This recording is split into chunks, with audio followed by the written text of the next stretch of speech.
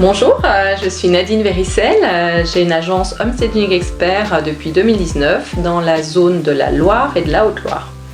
Bonjour, je suis Marianne Gebli, je suis agent commercial en immobilier sur le secteur du Puy et ses alentours. Alors nous nous connaissons depuis quelques temps puisque nous avons eu la chance de travailler ensemble et la chance de faire une interview aussi sur le rôle du homestaging dans l'immobilier. Tout à fait.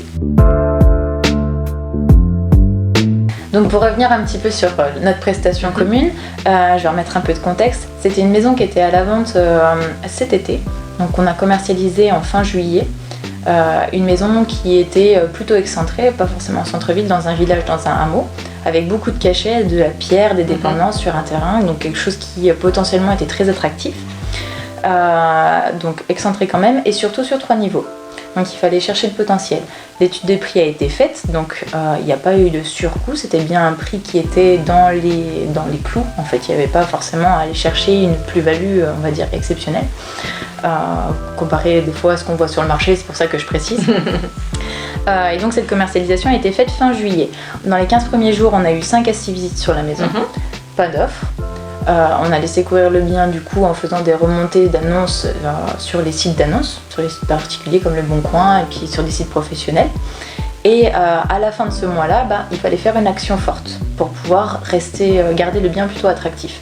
Donc soit on avait la baisse de prix, ou alors faire une autre action. Et là du coup on a fait notre partenariat Homestaging qui était quand même moins onéreux que la baisse de prix tout brutale. En fait. Clairement. Et ça permettait d'aller chercher d'autres points pour attirer les acheteurs. Tout à fait. Donc effectivement, comme tu l'as dit, il y avait des points forts sur la maison, le cachet en pierre, etc. Par contre, il y avait des points faibles, donc des pièces qui étaient trop personnalisées, avec une décoration trop présente, et d'autres au contraire qui étaient, je pensais notamment à une chambre qui était presque vide, et donc ça faisait pas très envie. Donc après avoir visité le bien, avoir fait un audit, j'ai réfléchi à l'optimisation de toutes les pièces, pièce par pièce, et pour créer une ambiance plutôt neutre et chaleureuse. Ensuite, je suis venue voir les propriétaires pour qu'on se mette d'accord un petit peu sur ce qu'il fallait faire pour désencombrer, ranger, etc. Pour qu'ensuite, moi, je puisse apporter mes meubles et mes accessoires. Donc après une journée de travail sur place, nous avons pu constater que la maison avait un autre aspect.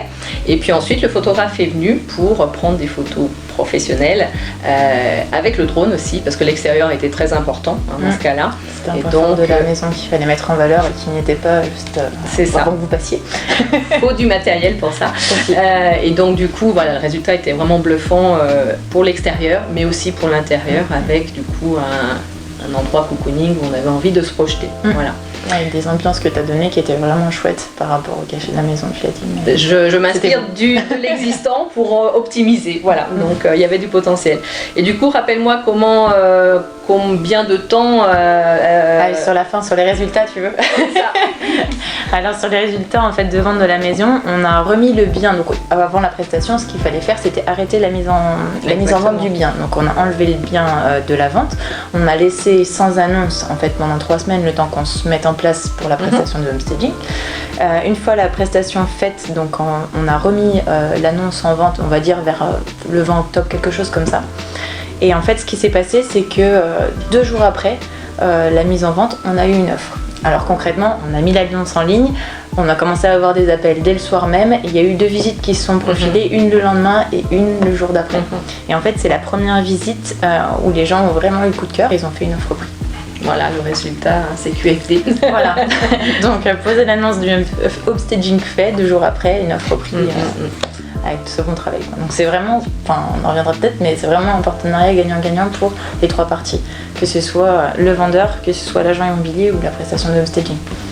Voilà, c'est associer les compétences pour atteindre l'objectif qui est de vendre dans les meilleures conditions. Et là, voilà, pour un bien qui a été grillé, ce qu'on appelle grillé, il est paru en annonce depuis plusieurs semaines, voire plusieurs mois, et il ne se passe plus rien. Là, on le relance complètement comme un nouveau bien et avec un effet un petit peu waouh. Exactement. Dès qu'il faut déclencher, de nouvelles touches, de nouveaux acquéreurs, et puis donner notre vision du bien. Voilà, beau partenariat.